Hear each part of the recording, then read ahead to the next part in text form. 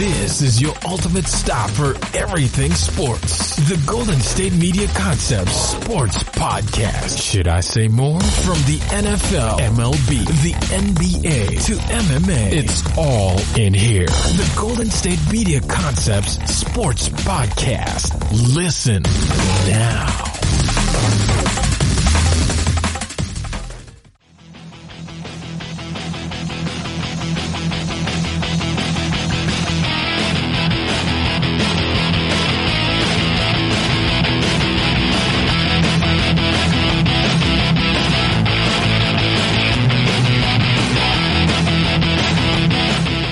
Hello, ladies and gentlemen, and welcome to the Thursday episode of the GSMC Sports Podcast, brought to you by the glorious GSMC Podcast Network. I am your host, Josh Strickland, and today we got a jam-packed show. We're talking the Houston Astros, their whole cheating scandal going on there. We'll talk about Josh Donaldson finally signing with the team. We'll talk about the Cleveland Browns hire of Kevin Stefanski, and then we'll also talk about the Carolina Panthers new hire. And then after that, we'll talk about the Conor McGregor. We'll talk about UFC 246, or I'll talk about it to my best ability. And then we'll have a discussion about who is the best early retiree from the NFL, but we will go ahead and jump right into it. So if you don't know about it, the Houston Astros have been pretty much found guilty for this huge cheating scandal, which involved stealing other teams' signs by using a video camera from center field to relay a video to their review booth, which was made for replay reviews, because MLB started doing reviews in recent years, so they sent it there, and then they used that to determine what signs pitchers are using, and then they hit a trash can with a baseball bat to signal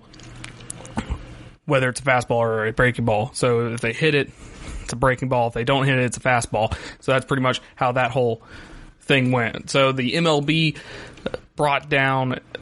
supposedly brought down the hammer. Depending on who you talk to, they brought down the hammer on the Houston Astros. So here are the punishment here. 1 year suspension for general manager Jeff Luhnow. 1 year suspension for manager AJ Hinch. Forfeitures of first and second round picks in both 2020 and 2021.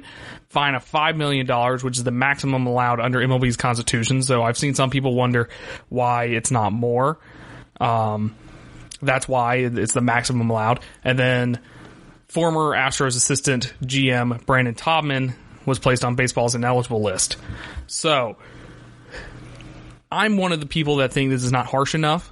I feel like this is more of a slap on the wrist compared to the hype that the MLB had going into this, because I kept hearing that this is going to be the biggest punishment of all of professional sports, which I guess it is. And some people are saying that they should have the trophies removed or the rings removed, like they should give the rings back and they should take down the banner in the ballpark, which, I mean, I've never been a big fan of stuff like that because it doesn't make sense. Because in the history books, if you look up 2017 World Series champion, you know who's going to show up? The Houston Astros. So that makes no sense. We're not going to do that. I mean, the players aren't going to give up their rings. The players will always have their rings, and the organization will always have the trophy. I guess you could take it away, but you're not going to take it from the fans. You're not going to take it from the players who played in the game. You're not going to take it from the owner. But the main argument about this, the reason people want to do that, is because this is pretty inconsequential if you're the Astros owner. Now, the Astros owner has claimed that he is not involved in this at all. But it is kind of inconsequential because if you look at it, I mean, 1 year suspension for GM, 1 year suspension for a manager, which they fired both of them yesterday, by the way. They fired both those men, so they are out of the job, and they probably won't get another job in baseball. So they were fired. But to the owner, to the players, this is nothing. They still won a World Series. They get to keep the trophy. They get to keep the rings. So I kind of see that ideology there. However, I disagree with it because I hate when the NCAA does it, like vacate wins or something like that, because, I mean, they can vacate all the wins you want. At the end of the day, they still won those games. It's not like a game didn't happen for 30 straight years. If you vacate, like, for instance, Joe Paterno, they vacated like 17 years worth of wins for him. So does that mean Penn State just didn't play for 17 years?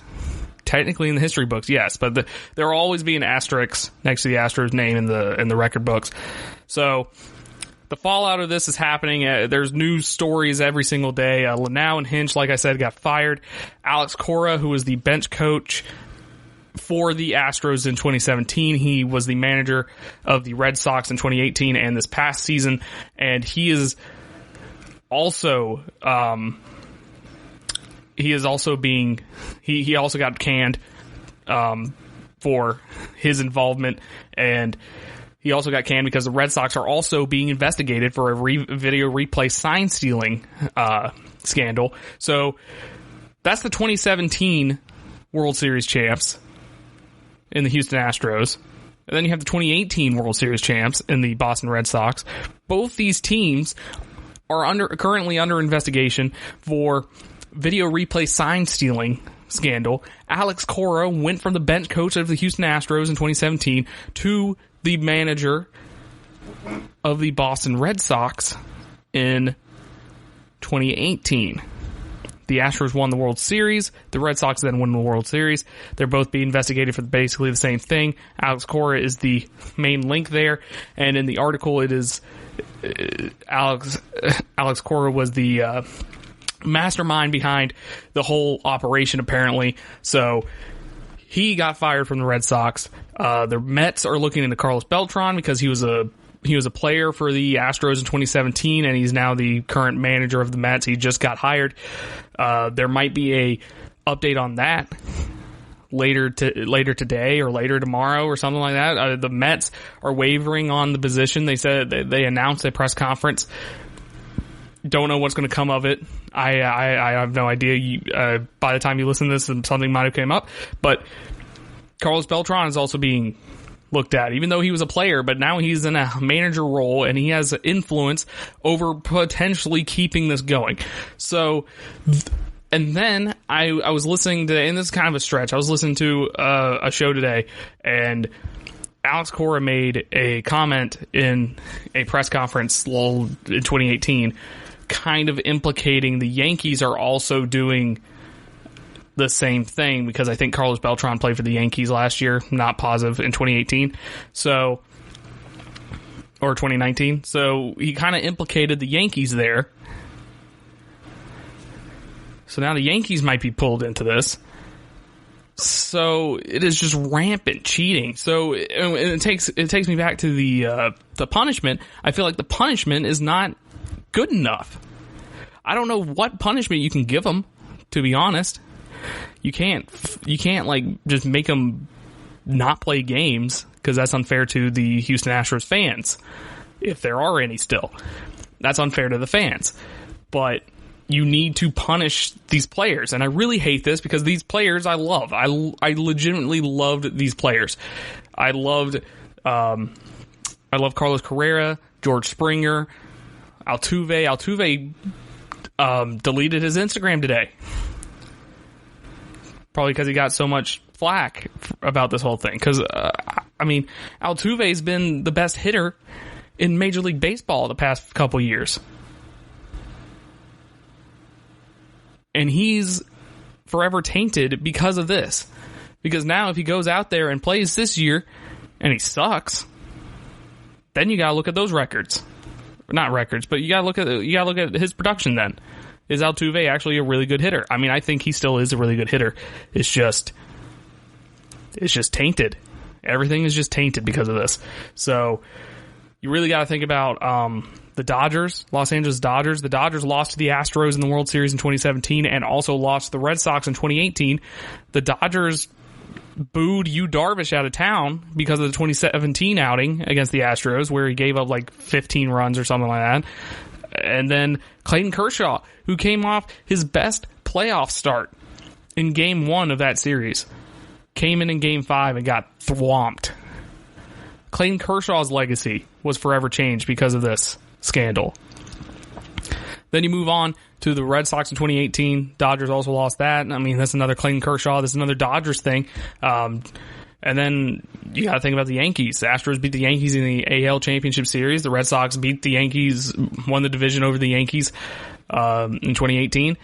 And the Yankees have had really good teams. I mean, they've had a lot of injury issues in those 2 years, but the Yankees had really good teams in 2017 and 2018. We could have had a Yankees-Dodgers World Series, which I know most people wouldn't like. I wouldn't like it because it's the Yankees and the Dodgers, but so the history, the way we view the Yankees, because the way I view the Yankees right now is they have a really good team, but they can't stay healthy and they just can't seem to win in the playoffs.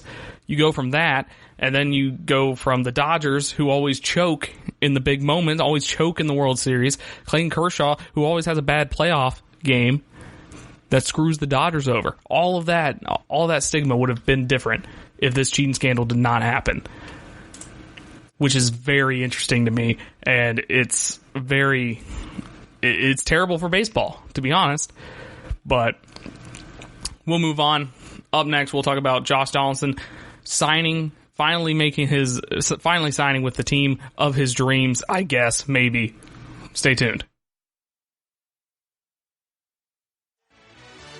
Are you looking for the very best NFL and college football podcast? Then check out the GSMC Football Podcast. Get the latest football news both on and off the field. From the NFL Draft to trades to the rumor mill to the NFL Combines, they got you covered. That's GSMCpodcast.com/football-podcast. Get updates on college rivalries, game day insights, and much, much more. It's football talk the way you want it. This show eats, sleeps, and breathes football. Don't forget to like them on Facebook and follow them on Twitter. Visit GSMCpodcast.com for more info.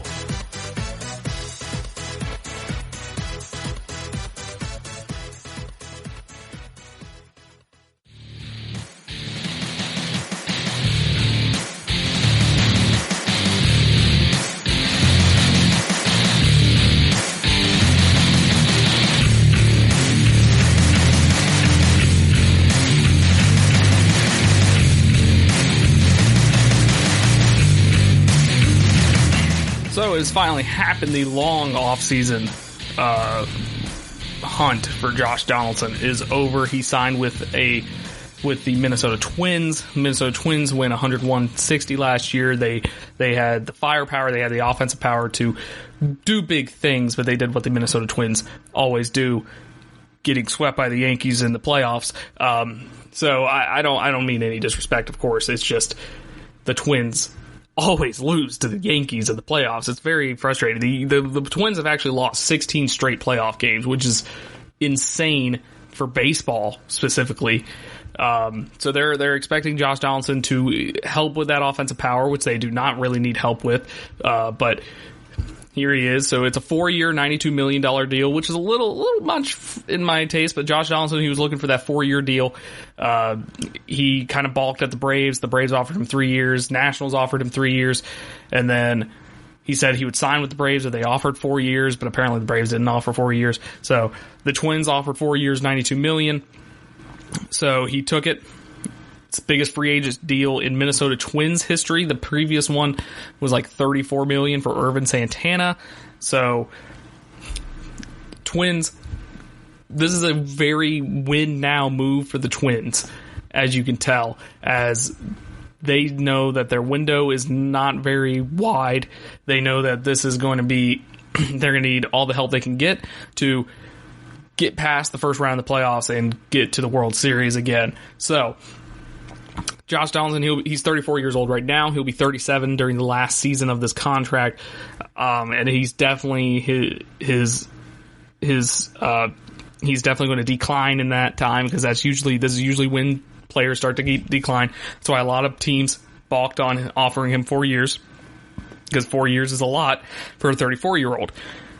Also, he has a injury past. He has some injuries in the past, but he played 155 games for the Braves in the 2019 season, hit 37 home runs, 94 RBIs, had a .259 average, 379 on-base percentage, 521 slugging percentage, and a 900 OPS, and he had 155 strikeouts. So he ended the year last year with a 4.9 WAR with wins above replacement. So if you plug in any other third baseman in where Josh Donaldson was, it would be 5 less wins. He had 15 defensive runs saved as a third baseman, which was the second most in the league. It was behind Matt Chapman. So this is pretty good because the Twins, they signed Miguel Sano to a extension, so he's staying on. He played third all last year. He was not very good defensively. He was a big liability for the Twins at third base. So now they're able to move him to first, move Miguel Sano to first, because they needed to fill that first base position anyways, because the guy they had there was not, I don't know, I didn't know his name. So they're moving Sano to first, keeping his bat in the lineup, moving Donaldson to third, and of course they play in the American League, so either of them can be a DH if they need to. So Donaldson will move in at third, and Donaldson had really good defensive chops. This past year, he made a lot of really good plays that saved runs for the Braves, as you can tell with 15 defensive runs saved. He made a lot of really good plays at third base.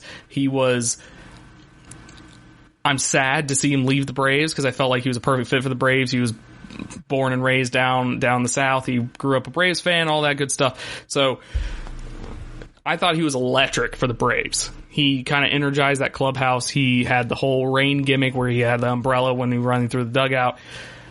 So this is a little sad that he's leaving the Braves because I thought he was kind of a perfect fit there, especially since the Braves needed that third base slot filled and they needed another bat. So that leads us to the other suitors. Who are the other people that who were going after Josh Donaldson, wanted Josh Donaldson, but didn't get? They lost in the Josh Donaldson sweepstakes. Of course, I talk about the Braves.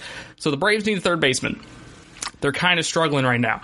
Currently, their options are Austin Riley and Johan Camargo. So Austin Riley came onto the scene in May because Encarnacion and they had other people hurt in the outfield, so they needed someone to play left field. So they called up Austin Riley. He's a third baseman. He played third base in the minor leagues. He was drafted as a third baseman, but we wanted him. He has a really good bat, or he had a really good bat in the minors, so we moved him up, play left field, so he kind of learned how to play left field on the fly.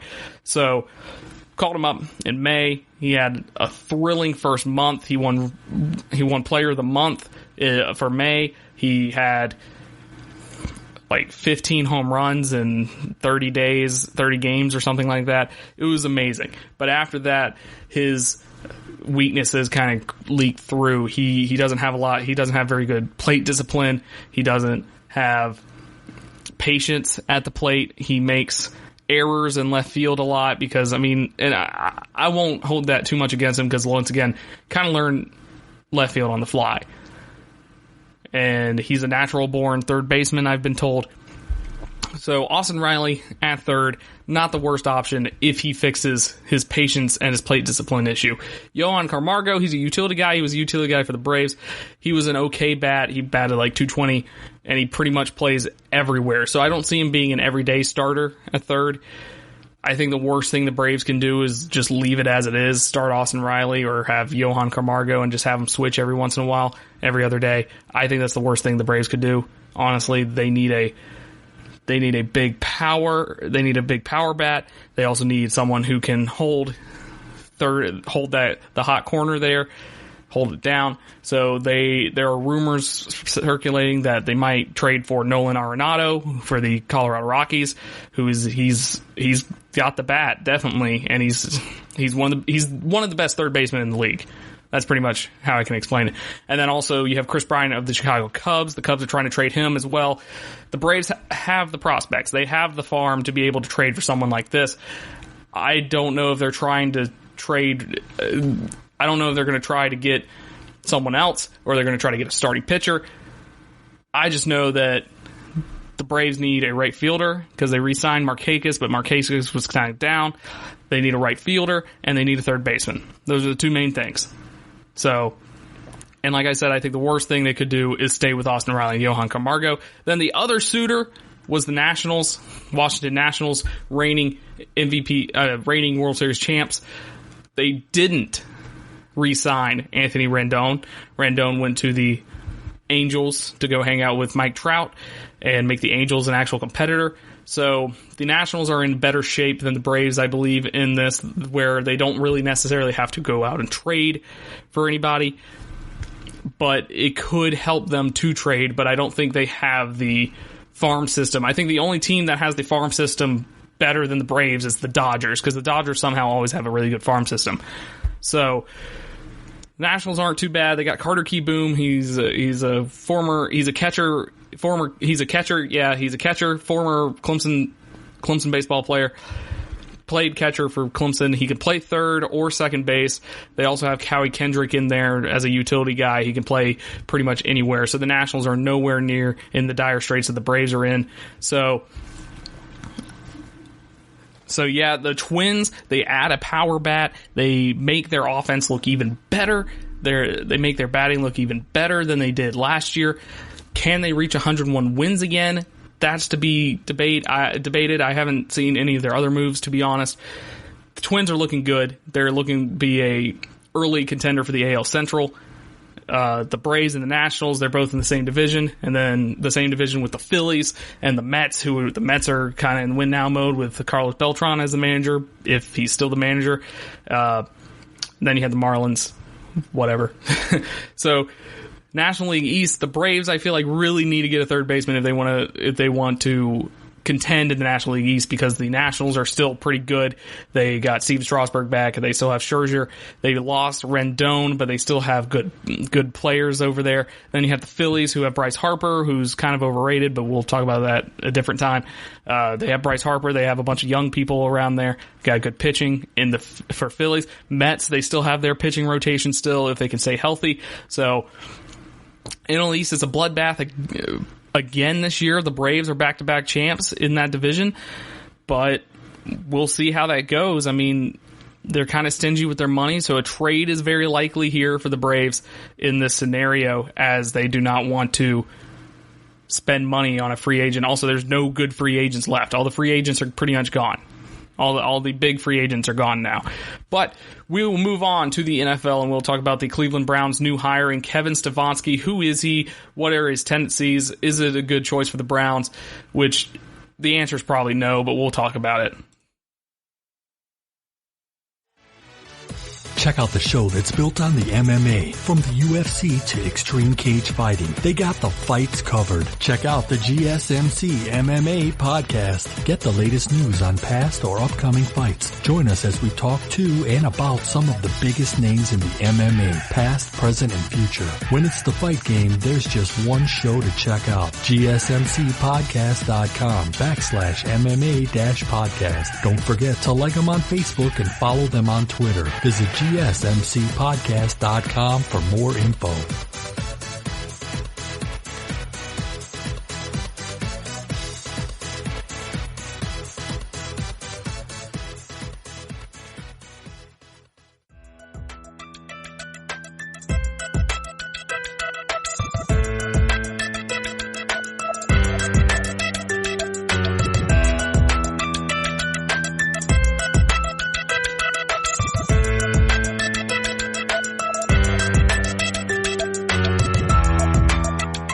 The Cleveland Browns.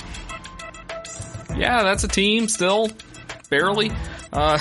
Sorry, no offense to the Cleveland Browns. It's just it's hard to talk about the Browns sometimes. So the Browns fired Freddie Kitchens after only one season. They fired their GM John Dorsey after about 1.5 years. They got OBJ, they got Jarvis Landry, they got Baker Mayfield at the draft. They had all the promise, all this hype around them before the season started, and it all went into a dumpster fire. So now the Browns are looking for a new coach. They're looking for a new GM as well. So to preface this, I was fully ready for the Browns to hire Josh McDaniels, which I personally believe would have been a terrible hire, because I think, first off, the best Belichick tree coach there is Bob O'Brien, and he he still makes questionable moves for the Houston Texans. They make the playoffs pretty much every year, but their division's kind of weak, and he still makes baffling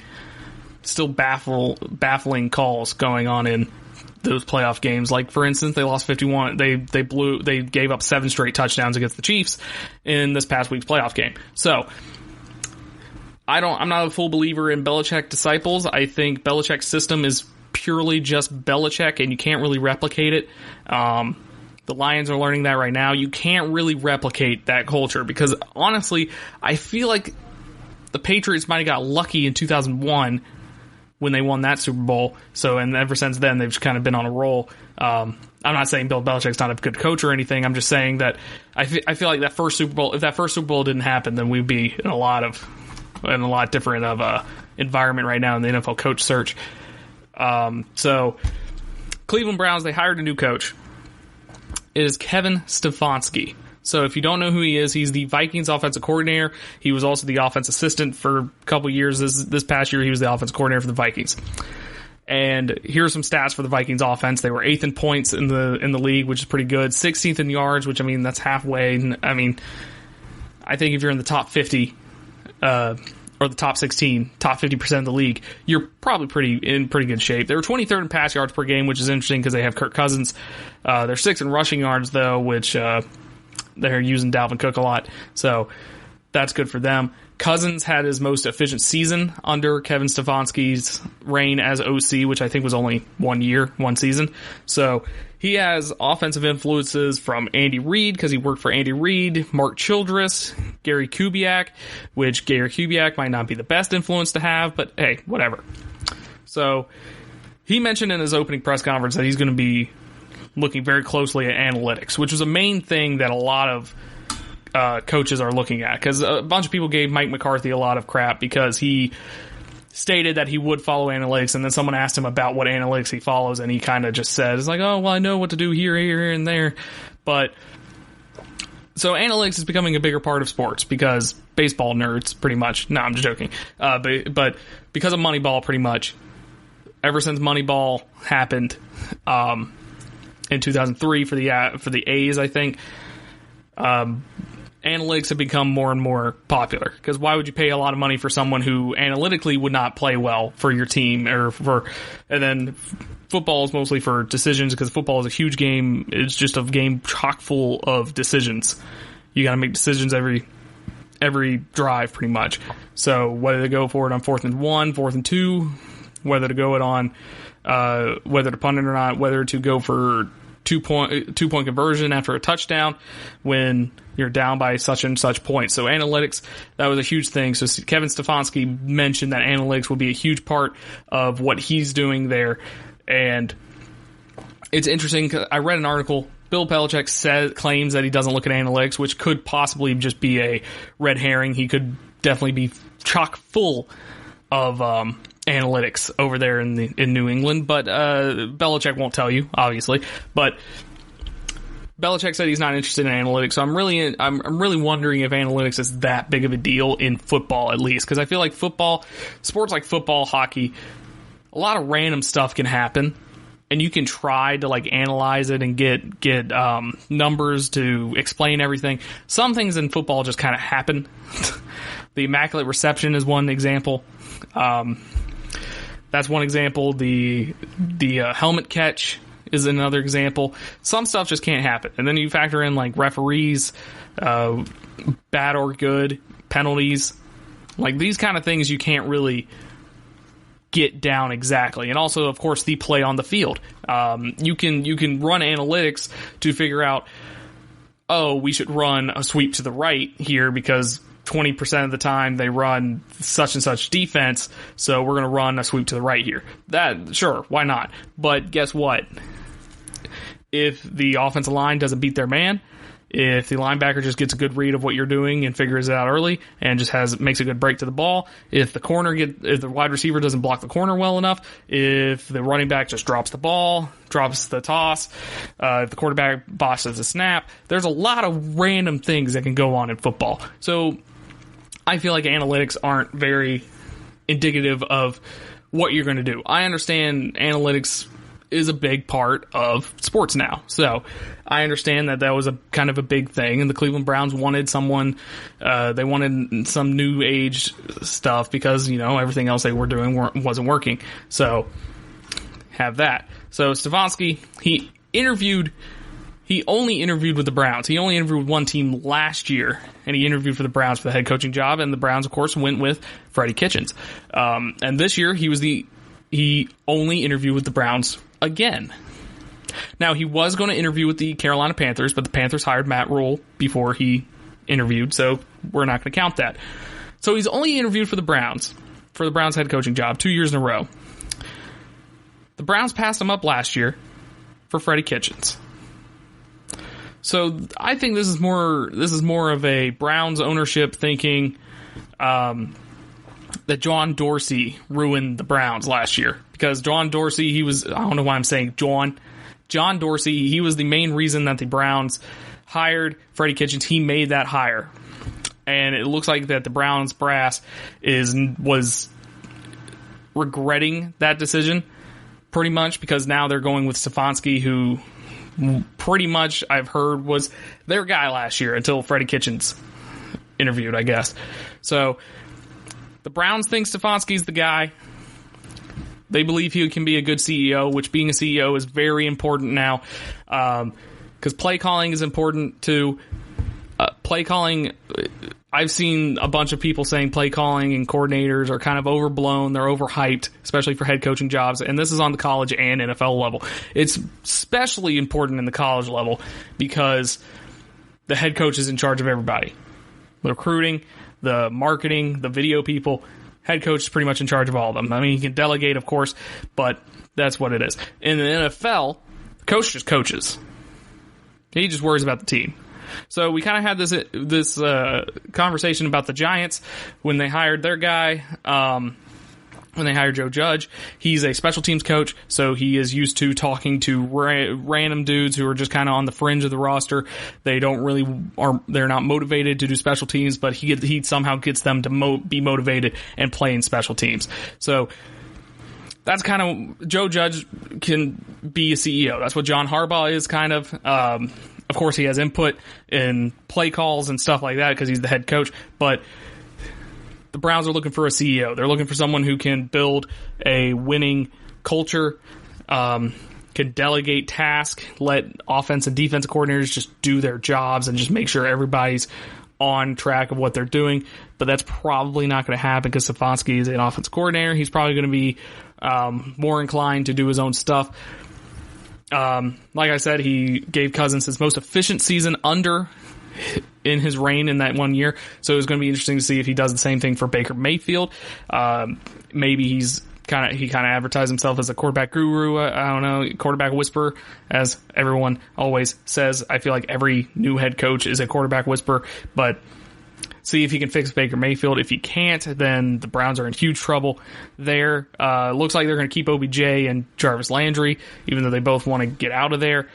We'll see if they can fix that organization.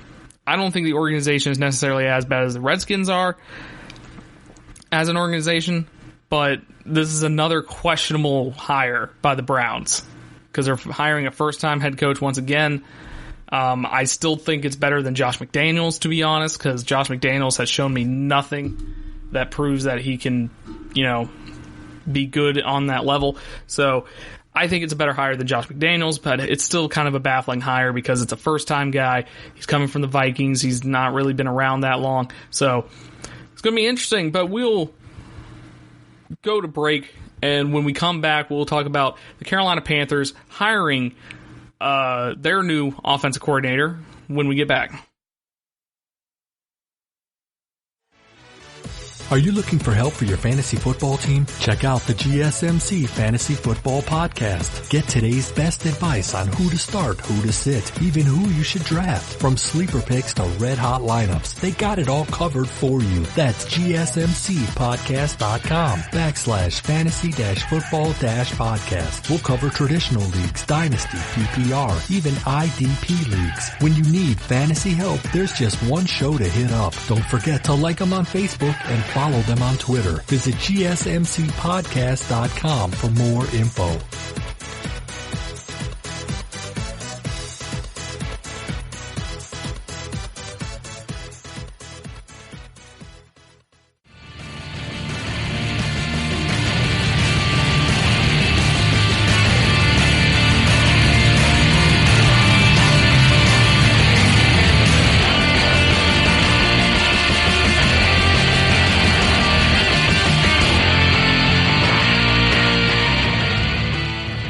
it feels to be a LSU fan right now, because on one hand, you just won the national championship in football. You beat Clemson. You had one of the greatest offensive seasons of all time in college football. I'm not going to make any definite opinions on that, but it's hard to argue because it was a really great offensive season, and the main reason for that offensive season was Joe Brady. Joe Brady, he was an offensive assistant for the New Orleans Saints, and then he got hired on at LSU to be the passing coordinator. So what is the passing coordinator? So basically he's in charge of passing schemes. Basically anytime a running back's not involved in the play, that's Joe Brady. That's what he's doing. He works with the receivers and the quarterbacks for Pascal and stuff like that. He doesn't really do a lot of play calling. He does call the plays for, like I said, empty and wide out situations and mostly passing situations, but he is a mostly pass first guy. So he had a fantastic year at LSU. He is the new hot ticket. He's the new hot commodity in football now, and he got hired by Matt Rule and the Carolina Panthers to become the offense coordinator for the Carolina Panthers. So I wonder how it feels. I mean, obviously they probably don't care. They won the national championship. I wouldn't care, to be honest. So, but it does wonder how you feel, because you're losing Joe Burrow, you're losing Justin Jefferson, you're losing Jamar Chase, and then you lost the guy who was kind of the main reason you guys were that good. And I have some statistics to back it up, to be honest. I just want to preface this, and I'll probably reiterate it at the end after I finish all this. This is not saying that Joe Burrow, Jefferson, Chase, this is not saying that they weren't good, that they're not good without Joe Brady. I'm just saying that Joe Brady was good enough to elevate them to the level that they were at. Just preface that. These are still fantastic players that are very good at what they do, which you will see. I mean, their stat. I'm gonna say last year's statistics for LSU's offense, which was without Joe Brady, and then this year's statistics for LSU's offense with Joe Brady. So Joe Burrow, Justin Jefferson, Jamar Chase, they're still all fantastic players. They still had pretty good statistics last year. I'm just saying that their game got elevated to 11 with Joe Brady as the passing coordinator. So we'll start with Joe Burrow. Joe Burrow last year went 219 for 379 for 2,894 yards. Like I said, not bad. 9.6 yards per attempt, 16 touchdowns, 5 interceptions. Now you go to this year with Joe Brady. 402 for 527, 76% completion percentage, 5,671 yards, 10.8 yards per attempt, 60 touchdowns.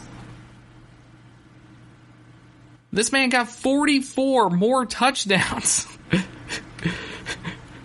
this year compared to last year. And then he threw one more interception than last year, but 6 interceptions. That's still not good compared to the 60 touchdowns and the almost 6,000 yards of passing offense that he did.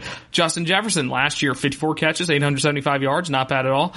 This year, 111 catches, 1,540 yards, 18 touchdowns. Jamar Chase last year, 23 catches, 313 yards. He was just a sophomore, so he probably wasn't as involved in the offense. But this year, 84 catches, 1,780 yards for 20 touchdowns. Clyde Edwards-Helaire. Last year, he wasn't the main back last year, but I had the main back from last year, Nick Brossette, who went had 240 rushes for 1,039 yards and 14 touchdowns. Clyde Edwards-Helaire went 146 rushes, 658 yards, 7 touchdowns in 2018. And then in 2019, Clyde Edwards-Helaire got 215 rushes for 1,414 yards for 16 touchdowns. So even the running back was elevated by what Joe Brady did, and that's mostly because, and I mentioned before, he was the passing coordinator, so he wasn't involved in rushes and stuff. But when you have a passing offense that this is high powered, you're going to have less people in the box. You're going to have less people in the box, so you're going to have more opportunities to get big rushes.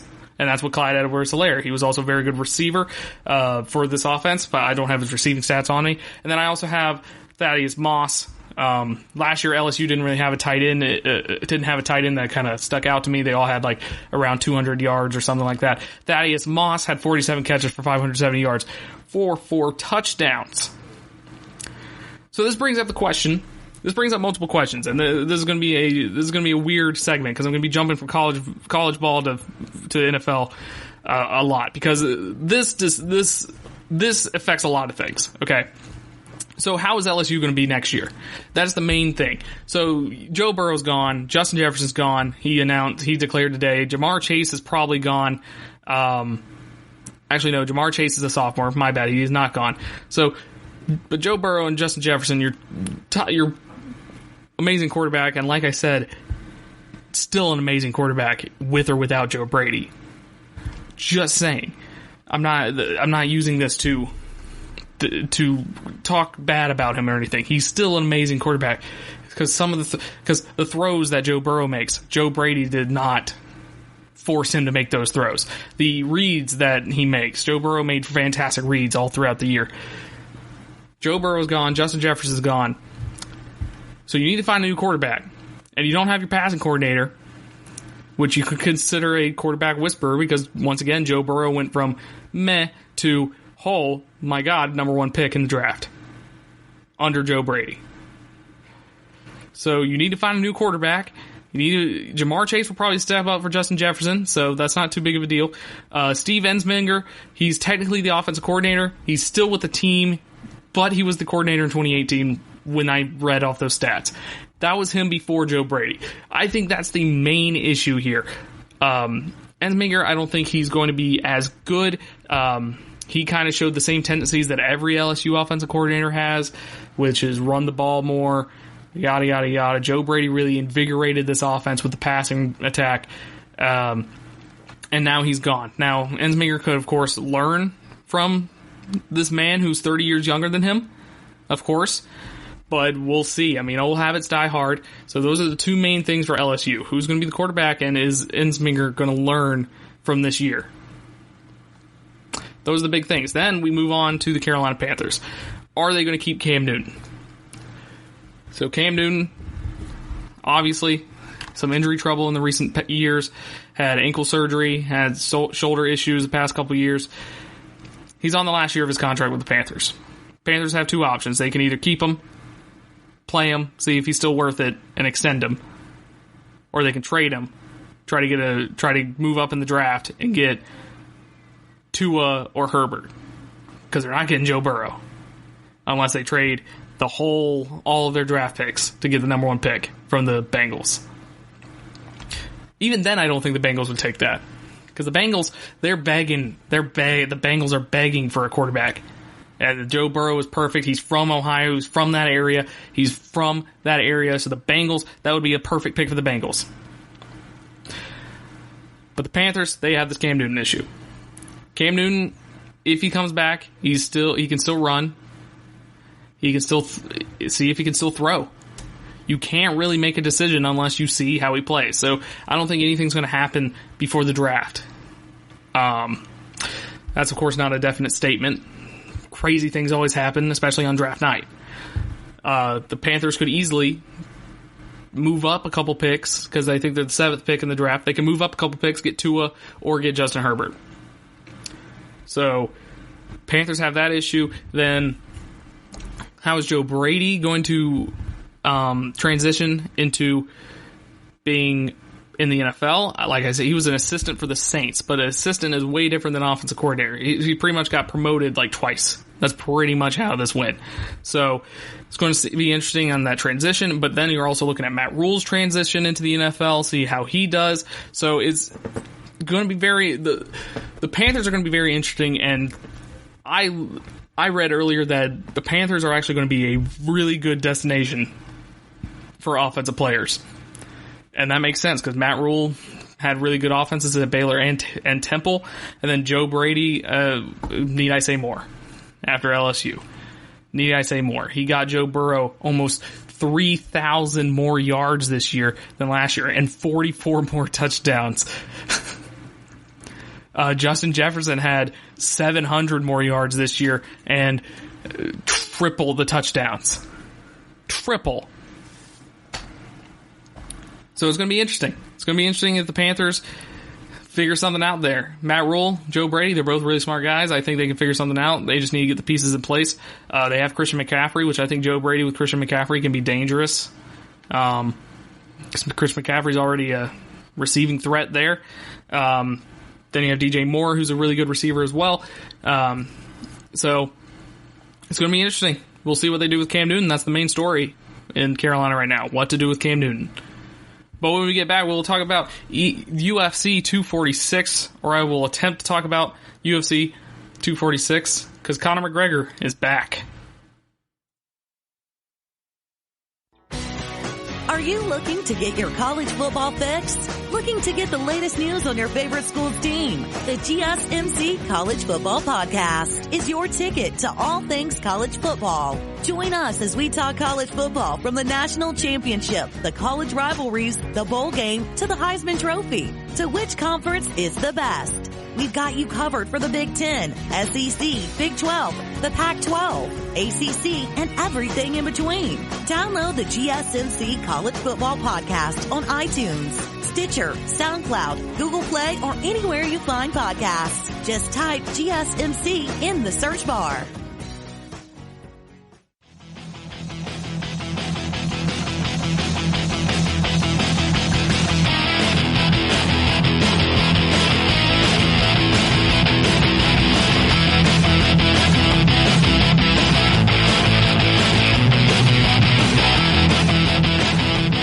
He is back. Conor McGregor is back in the MMA.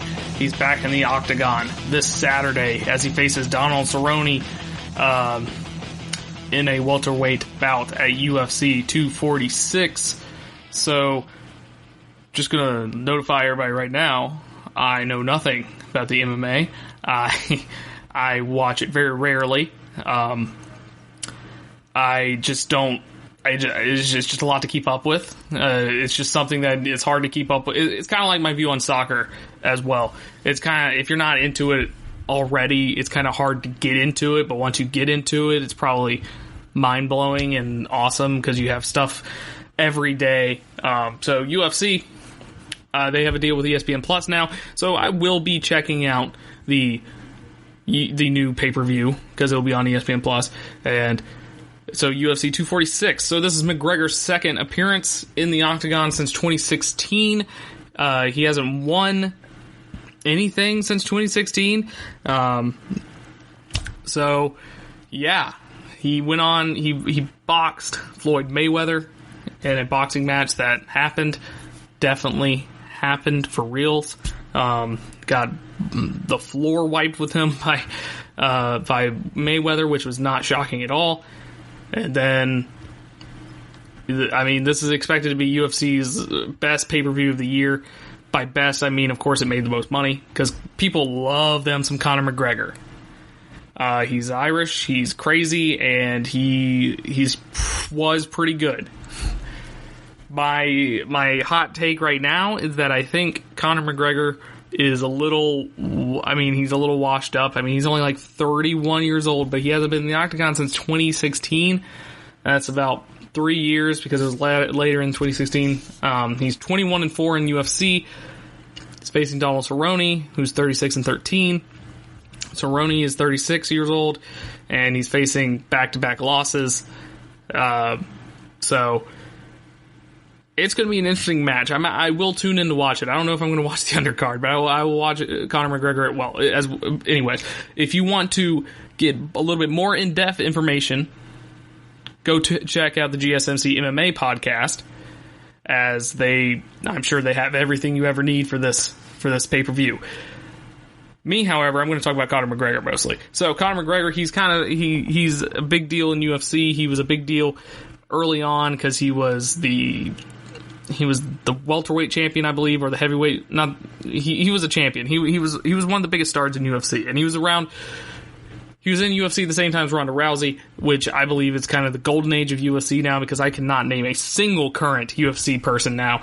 But back then, it was Conor McGregor, it was Ronda Rousey, and yada, yada, yada. So, am I saying UFC is going down the drain? No. They are kind of struggling, I feel like, from a business standpoint. They have a lot of fans. The ESPN Plus deal is good to get more eyes on it, but they don't really have like a big star. They used to have Brock Lesnar, they had Conor McGregor, they had Ronda Rousey, as I said. But right now they don't really have a big star that will draw a huge crowd. And in sports like this, it's hard. It's hard. In MMA and in boxing, it's hard to get a guy that draws a huge crowd because you have to have a guy that's either undefeated or a guy that's just really good that nobody cares that he lost, or someone with a huge personality. And Conor McGregor is, of course, the one with the huge personality. He's very good. I mean, he had a lot of great fights that I've seen before, but his main thing is his personality. He gets in people's faces. He talks trash for the entire press conference, pretty much. He has a whiskey dealership that I saw like 1 billion commercials for during some sporting event. I forgot. So, yes. Conor McGregor is here for the personality. He threw a gate at a bus or something like that. He's a controversial figure. People don't know if they like Conor McGregor or not. I kind of like him in the sense that I like his showmanship. He's definitely playing it up. I don't think he's actually that crazy. I feel like he's definitely playing it up to the crowd. There's no way this man is this insane. Or at least I hope not. I mean, he is in MMA. And I'm not saying anything bad about MMA fighters. I'm just saying they get paid a lot of money to get hit. So, but I think the issue with UFC is they're kind of going down the same route as boxing. The issue with boxing was there's a lot of fixing issues, but I think it's the big issue with boxing because the more and more people adapt to different styles, more and more people figure out who the best styles, and there's a lot we go back to analytics, we go back to watching tape, and they figure out the tendencies and stuff like that to beat the guy on top.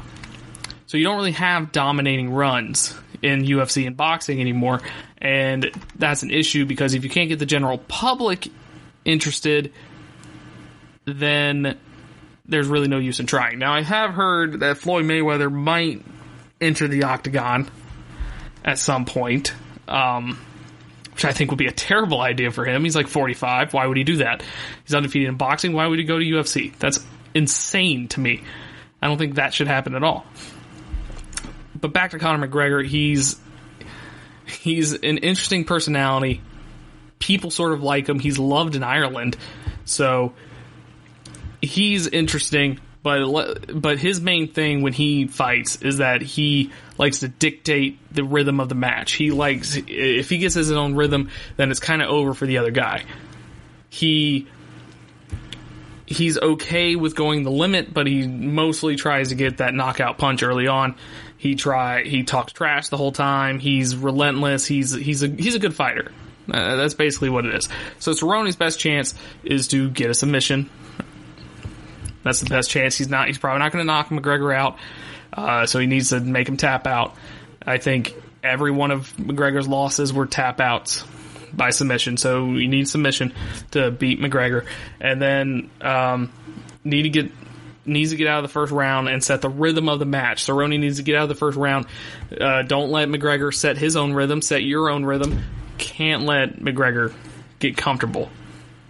And those are the main things for Cerrone. And that's pretty much it for my analysis of UFC 246. But it is going to be interesting because I read an article. It's like, is this bigger?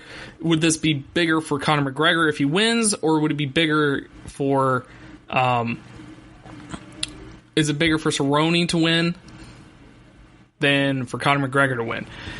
So Cerrone, he's 36 years old. He's probably getting close to retiring probably.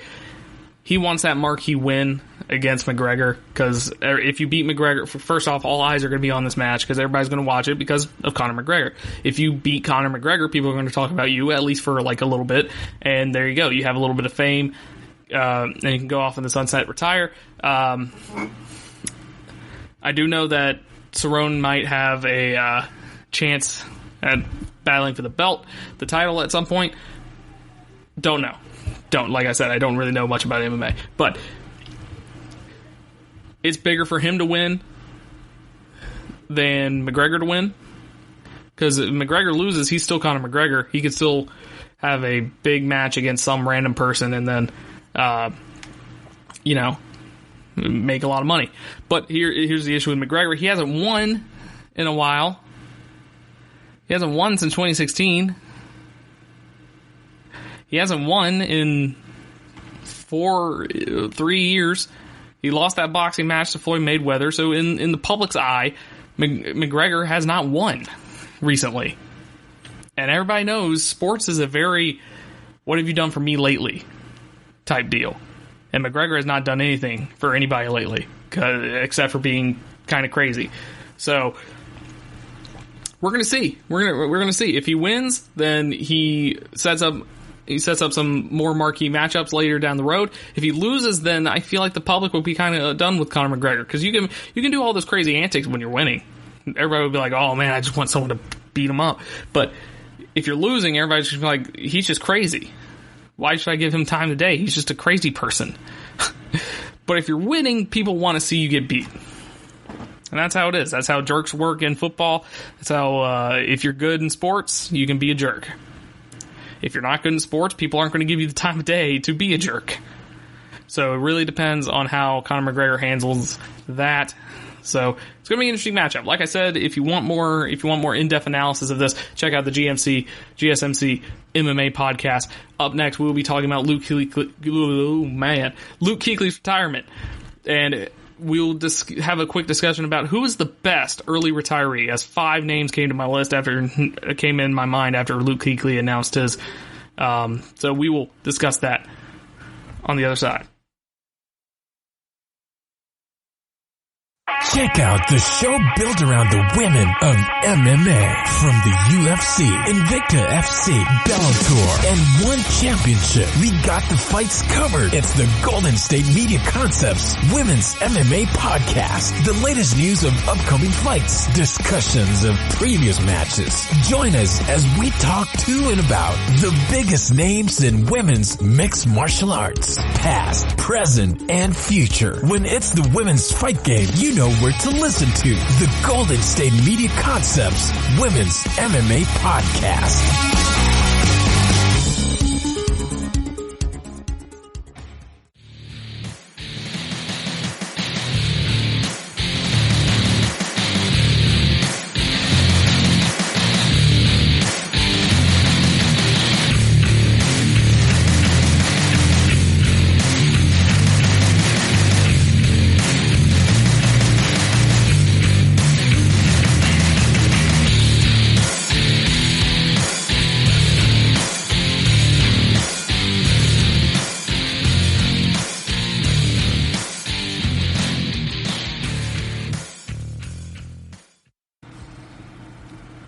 So Luke Kuechly joins a line of other players in becoming a very early retiree from the NFL. Luke Kuechly retired the other day from the Carolina Panthers after, I think, 8 years in the NFL. He was only 28 years old. So this retirement, I'm not a big fan. I mean, I understand. I'm not a big fan of it because I love watching Luke Kuechly play, but I understand that it's good for his health, it's good for his mental state, it's good for his physical state, it's good for his family, it's good for him. And I'm glad he made that decision, because I know that was a hard decision, because you can tell when he plays football that he loves football, and this probably is killing him on the inside having to do that. But I hate it because I love watching Luke Kuechly. He's all over the field. He knows exactly where the play is going. The amount of film study that he does is insane. The amount of detail that he has is insane. And I'm sad. That's basically. But his retirement did give me gave me a realization that we've had a lot of early retirees recently. And I want to go down through them and see who I believe is the better one. So I have 4 names here, including Luke Kuechly. I forgot to include Gronk, but I'll talk about Gronk at the end, I guess. So we'll start with Luke Kuechly. So Luke Kuechly retired at 28 years old. He was the 9th overall pick in the 2012 NFL Draft. Went to the Carolina Panthers, of course. 7-time Pro Bowl, 5-time All-Pro, 2012 Defensive Rookie of the Year, and 2013 Defensive Player of the Year. So those are his accolades. Played 118 games, 1,092 career tackles, 12.5 career sacks, which I feel like should be more, but he had 18 interceptions. So that's Luke Kuechly, pretty much the heart of the defense, the mind of the defense for the Carolina Panthers, which there was a lot of great defenses played while Luke Kuechly was with the Carolina Panthers. So there you have that. Next, we move on to Patrick Willis, another linebacker, which I've seen a lot of discussions about who was better, Luke Kuechly or Patrick Willis. And then I mean, that's a good discussion to have. Patrick Willis retired at 29 years old 11th overall pick in the 2007 NFL Draft. He was also a 7-time Pro Bowler. He was a 5-time All-Pro as well. He was a 2007 Defensive Rookie of the Year, but he has never won Defensive Player of the Year awards. Played 112 games, got 950 career tackles, 20.5 career sacks, and then 8 interceptions. So, I mean, based off stats-wise, Luke Kuechly seems to be better, but Patrick Willis was a monster, man, for the 49ers. So I'm not going to say who's better because everybody has different opinions, of course, and it depends on where in the country you're from, because biases definitely include there. But they were both great players, both great men. Then we move on to the biggest early retiree in everybody's mind, Andrew Luck. Retired at 29 years old. He was the first overall pick in the 2012 draft to the Indianapolis Colts after they got rid of Peyton Manning because Peyton Manning got a neck surgery. So they went from Peyton Manning to Andrew Luck. Andrew Luck has pretty much been taunted as the most sure-thing quarterback since Peyton Manning in the NFL.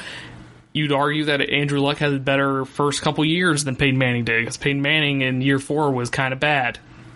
And then Andrew Luck comes in, starts right away, and plays really well right away. So 4-time Pro Bowl, 2018 Comeback Player of the Year because he was hurt all 2017 year. So Andrew Luck, main reason he retired was because he was always injured and he said the rehab process was just getting to him. He just couldn't do it anymore. So, I mean, I fully understand. He's going to be great doing whatever he does because he's a smart dude, went to Stanford, all that. He played 86 games, 23,671 passing yards, 171 career touchdowns, threw 83 interceptions. So 171 touchdowns to 83 interceptions is pretty solid for Andrew Luck. So that was the big one this year, of course, and honestly, I wouldn't put him above Luke Kuechly or Patrick Willis at this point because Andrew Luck had so much potential. He definitely wins the potential battle here.